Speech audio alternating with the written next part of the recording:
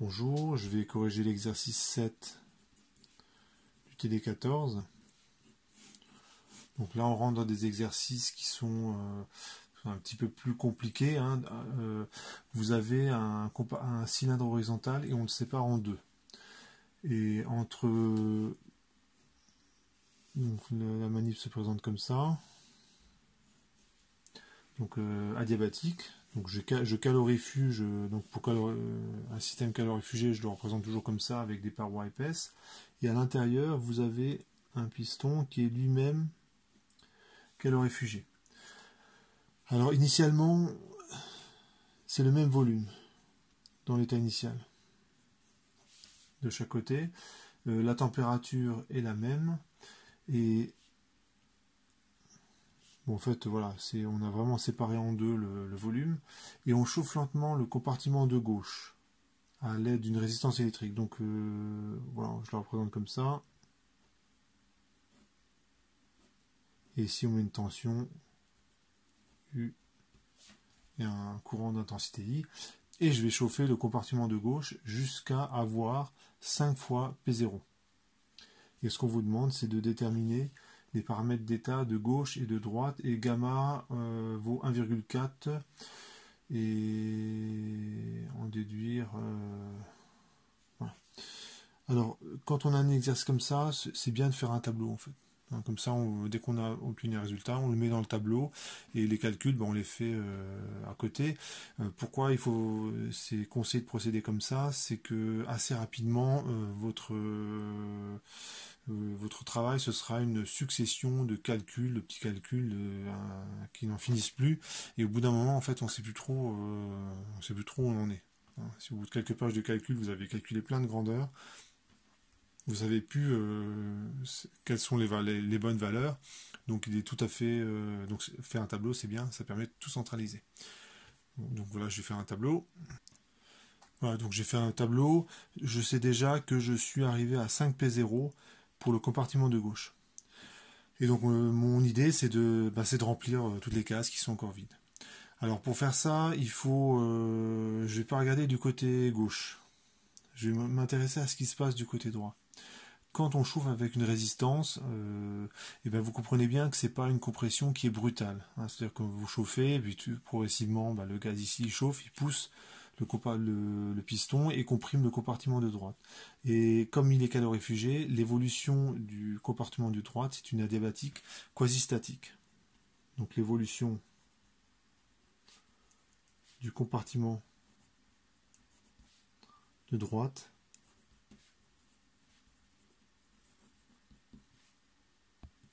voilà. Et donc je peux utiliser les lois de Laplace. Alors ce que je connais, c'est la pression finale. S'il y a 5P0 ici, il y aura forcément 5P0 à droite. Il y aura équilibre mécanique des pressions. Je connais la température finale et je peux en déduire la température initiale T0, je peux en déduire la température finale. Donc je vais utiliser la loi de Laplace avec les variables T et P. Donc on a T0 exposant gamma, P0, 1 moins gamma, c'est égal à... Alors je vais appeler T droite, donc je n'ai pas précisé, mais bon, c'était à peu près évident. Tout ce que je mets dans ce tableau, c'est l'état final, puisque l'état initial est déjà indiqué juste au-dessus. Et donc T droit, c'est la température à droite dans l'état final. P droit, 1 moins gamma. Et bien sûr, quand j'ai un résultat, je le marque tout de suite. On a aussi 5P0 à droite, parce qu'on a équilibre mécanique.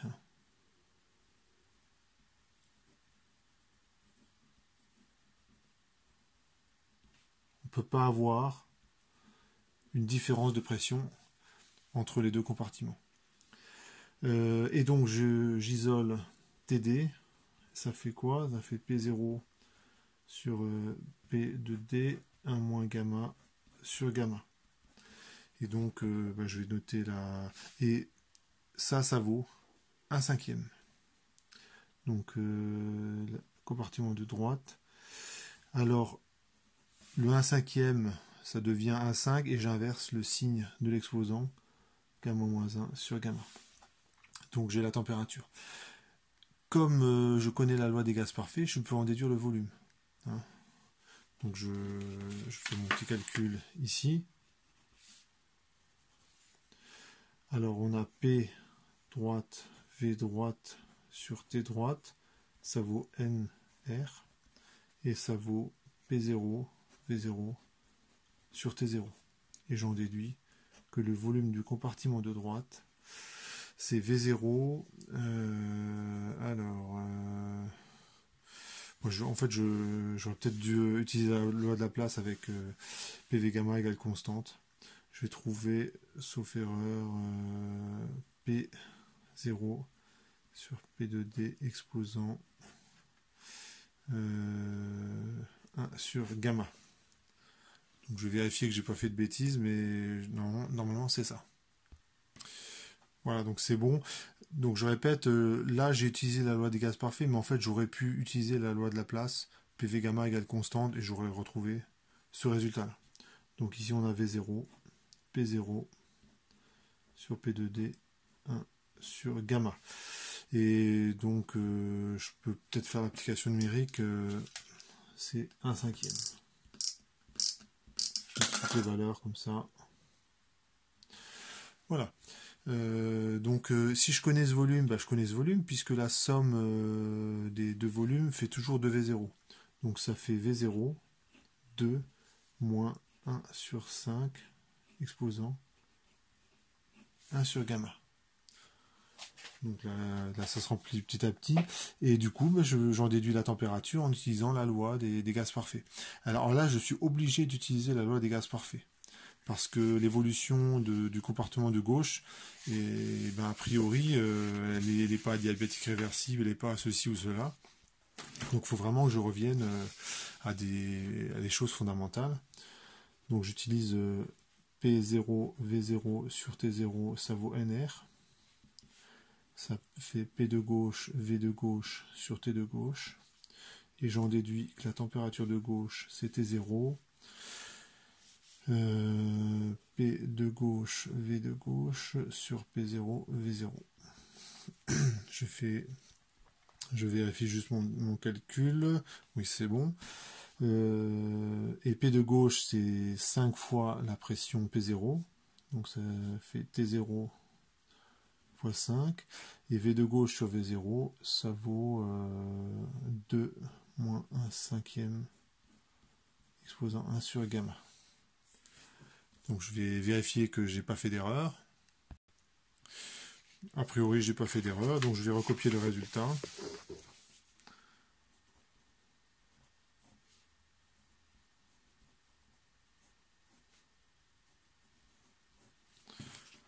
Voilà, donc j'ai recopié, j'ai rempli tout mon tableau. Hein, j'ai assez relativement rapidement.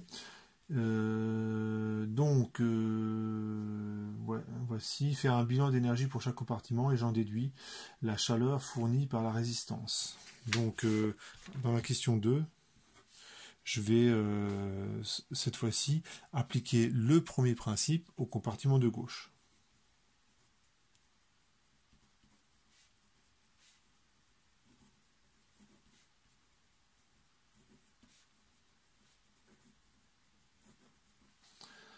Et je vais le faire aussi le premier principe pour le compartiment de droite. Et je vais faire aussi le premier principe pour le compartiment de gauche et de droite. Comme ça, j'aurai fait toutes les combinaisons possibles. Bon, pour le compartiment de gauche, ça fait delta U de gauche. Ça vaut quoi? Ça vaut le transfert thermique qui est nul, plus le travail électrique, plus le travail des forces de pression. Donc le transfert thermique, il est nul. Alors vous allez me dire, non, puisque la résistance électrique chauffe. Eh bien non, ce qui rentre dans le système, c'est bien de l'énergie électrique, et c'est la résistance qui convertit ça en chaleur, dirons-nous. Donc il faut bien l'écrire comme ça. Le premier principe, au compartiment de droite,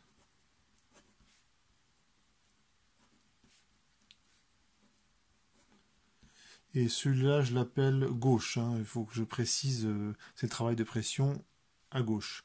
Donc après, je préciserai plus hein, que c'est W pression, je mettrai WG. Pour le compartiment de droite, on a ceci. Donc c'est le transfert thermique est nul, plus le travail des forces de pression du compartiment de droite.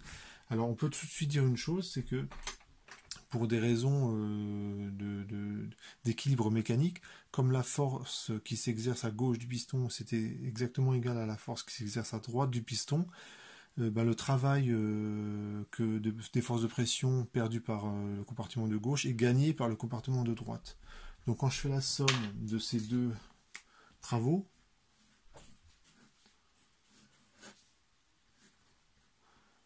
ça fait 0. Ça fait 0. Ce que gagne un compartiment, il est perdu par l'autre. Donc ça, je vais l'écrire. Et le premier principe aux deux compartiments,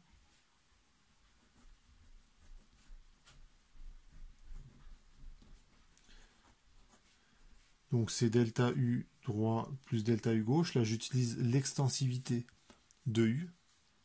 Quand j'écris ça, j'utilise l'extensivité de U. Alors ça donne quoi? Il n'y a pas de transfert thermique. Le système il est calorie fiché. Il y a du travail électrique. Et il n'y a pas de travail des forces de pression.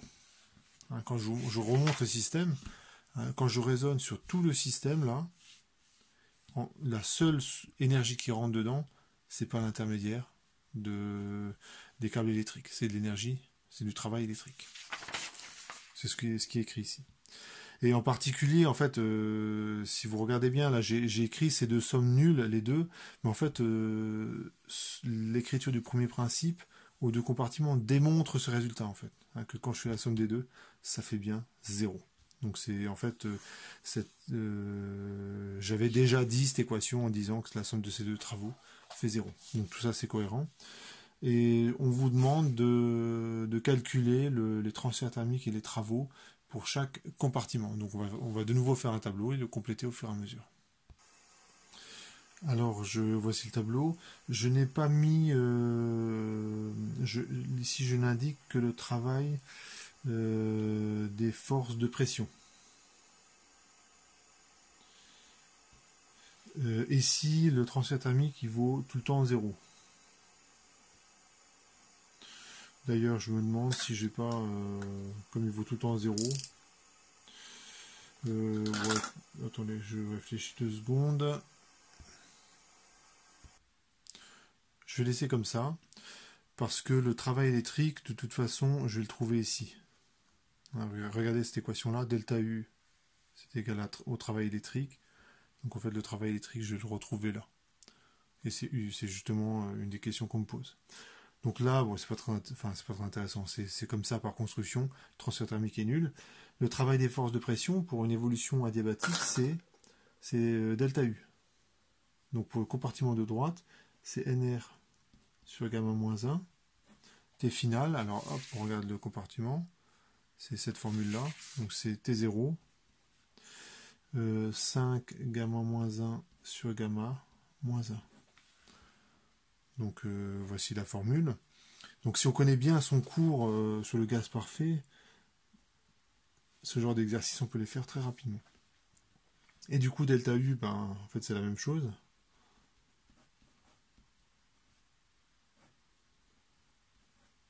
Parce que du côté droit, il n'y a pas de résistance électrique.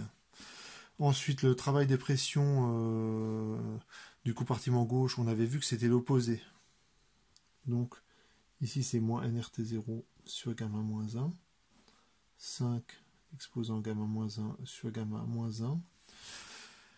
Et quand je fais le travail des forces de pression pour les deux, ça fait 0.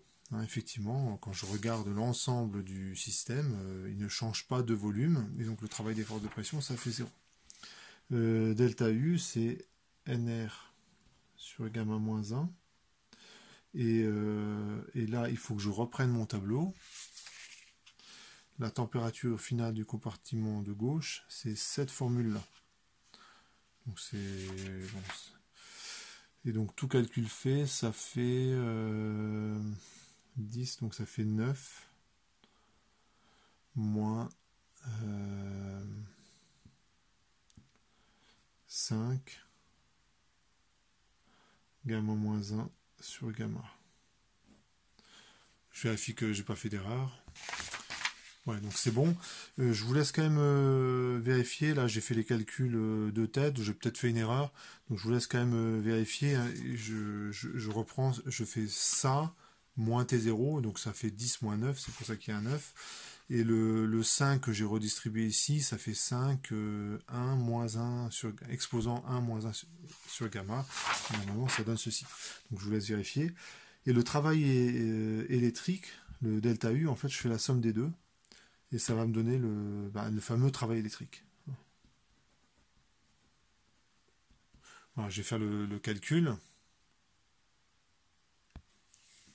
Bon, c'est étonnamment simple. Voici le travail électrique pour,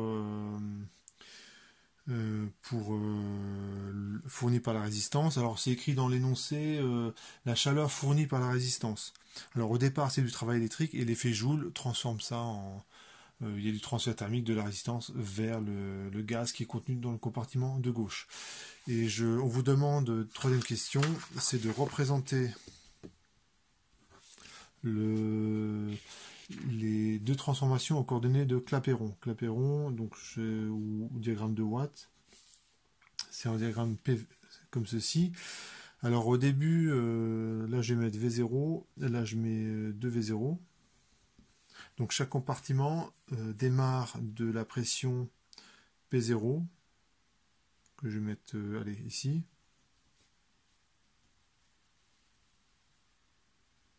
Donc au départ, les deux compartiments, ils sont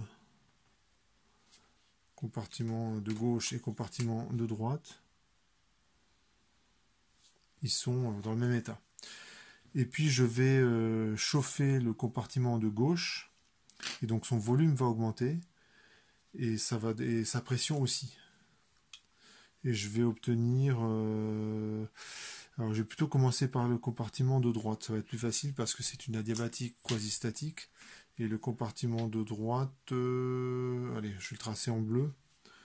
J'arrive jusqu'à 5P0, donc ça fait 2, 3, 4, c'est à peu près ici.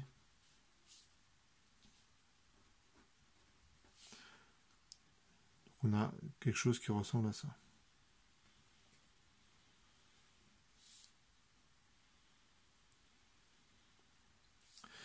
Et par construction, en fait, on a forcément la courbe, ça c'est pour le compartiment de droite, en bleu.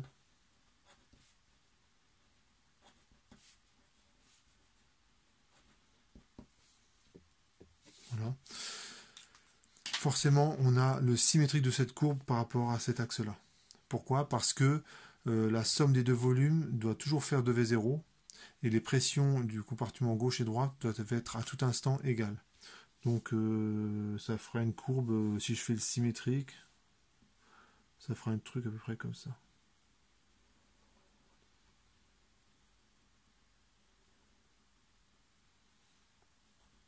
Ça c'est à gauche. Et ça c'est à droite. Donc je vous rassure, je ne confonds pas ma droite et ma gauche. C'est simplement comme ça que le système se transforme.